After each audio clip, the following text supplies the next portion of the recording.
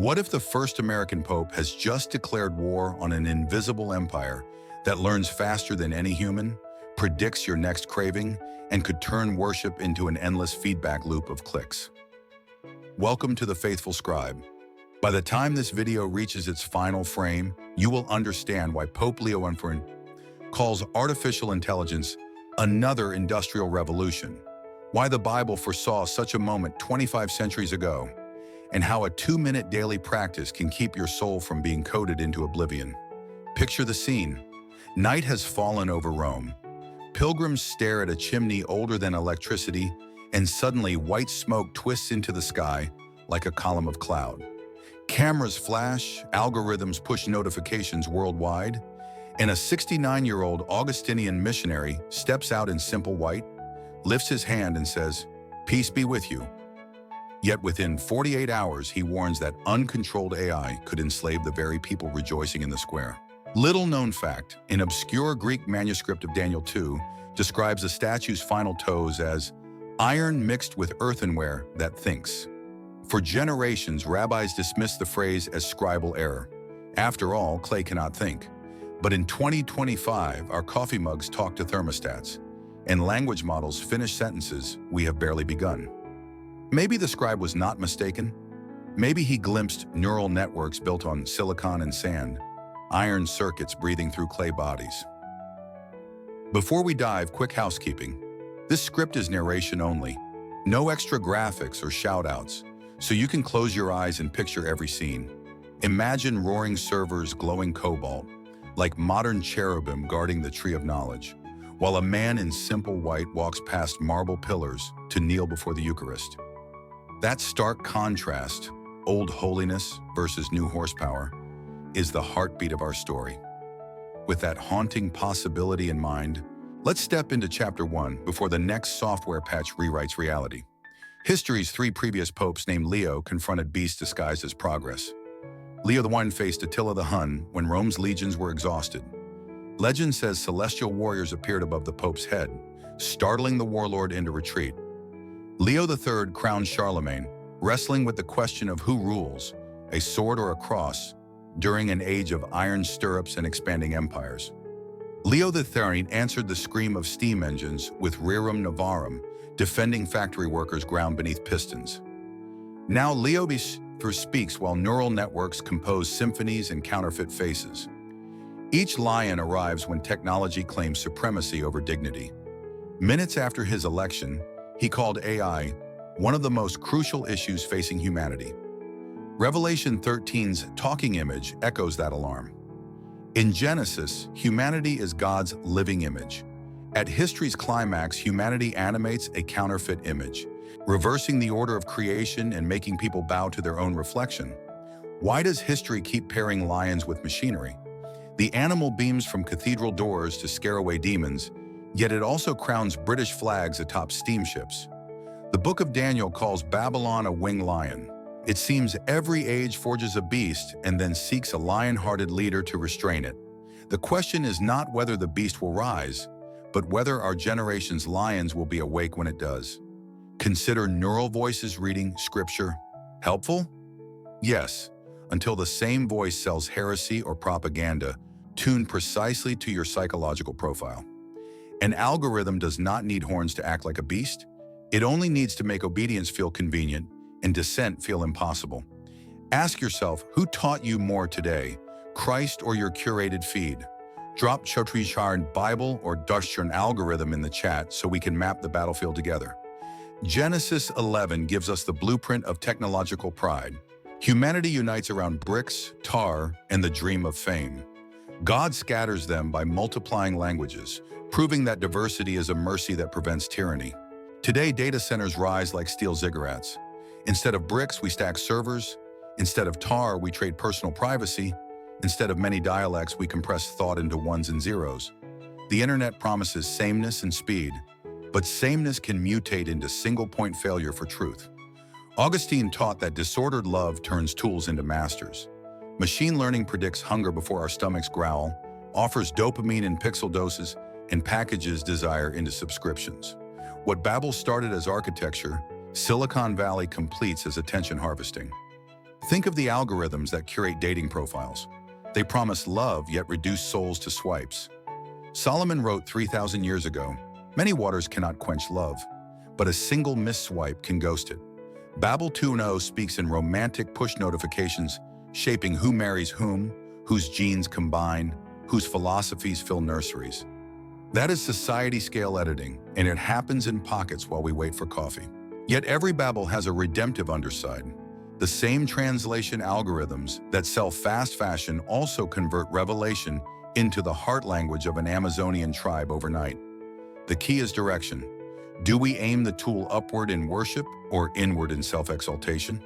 Question: would you trust an AI to compose your bedtime prayer? Would that prayer be alive or a well-phrased corpse? Share your thoughts below and tag a friend who might disagree. Healthy argument is an ancient antidote to echo chambers. Before we suit up, smash subscribe and ring the bell. The Faithful Scribe posts weekly deep dives that turn breaking headlines into biblical insight, equipping you to walk alert instead of afraid.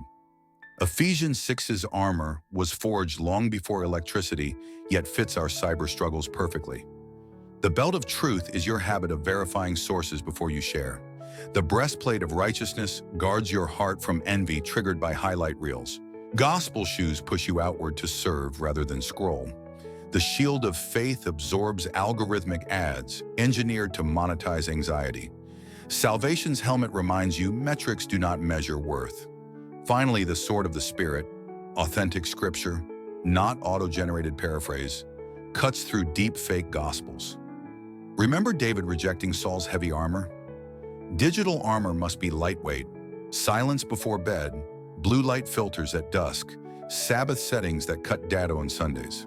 They seem small stones, but Goliath was felled by one smooth pebble well aimed. Your algorithmic Goliath has a forehead, the moment between impulse and click. Hit that spot with prayer and the giant collapses. Leo XIV grew up near Chicago stockyards where factory whistles dictated life, then served Peru's desert parishes, where he learned each face matters more than any statistic. That journey primes him to confront corporations, counting clicks instead of tears. If the Pope declines palace opulence, maybe you and I can decline dopamine loops. Challenge: commit to one phone-free scripture hour every day this week. Comment, "Jock offline hour" if you accept, and watch how quickly thumb twitch becomes prayer posture. Could intentional silence be the most countercultural app you install this year? The book of Job opens with the accuser strolling into God's counsel, questioning motive. Replace parchment scrolls with spreadsheets, and the scene feels modern. Does humanity fear God for nothing or only for dopamine rewards? Pope Leo XIV answers, "Dignity is imago Dei, not imago data." Daniel 7 describes thrones set and books open. Imagine those volumes as server logs containing every private search and late-night purchase. AI ethics committees are multiplying, yet loopholes remain wider than the Jordan at flood stage. Prophets are still required. In Acts 17, Berean disciples did not outsource discernment. They verified Paul's sermon. Open-source algorithms echo that transparency, while closed models resemble Gnostic vaults. Which will the church endorse? In medieval courts, advocates placed their hands on clients' shoulders to show unity. Picture Christ standing behind you while adversarial bots fling accusations compiled from your browsing history. The advocate whispers, "There is now no condemnation," while simultaneously urging you to clear cache and conscience alike. Spiritual warfare now includes privacy settings. Empires topple when economics eclipse ethics. Babylon toasted stolen temple cups, Rome taxed widows, and modern Silicon empires may crash under their own biased training data. The Lion of Judah still roars. What does it profit to gain the world and forfeit a soul? And what does it profit to gain infinite data yet lose wonder? Revelation portrays saints singing a song no one else can learn, perhaps a quantum melody no algorithm can crack. Your daily choices compose one measure of that anthem. Delete a predatory app and heaven records a clean commit. Teach a child to thumb through a paper Bible and you fork truth into the next generation. Host a tech-free dinner and the community cache refreshes. Software developers speak of technical debt. Shortcuts today that become failures tomorrow. Sin, too, accrues interest. Good code and holy habits share a rule. Pay the cost up front and enjoy peace later. Start by debugging your calendar. Schedule offline worship like developers schedule backups, because crashes are inevitable, but lost data of the soul is optional.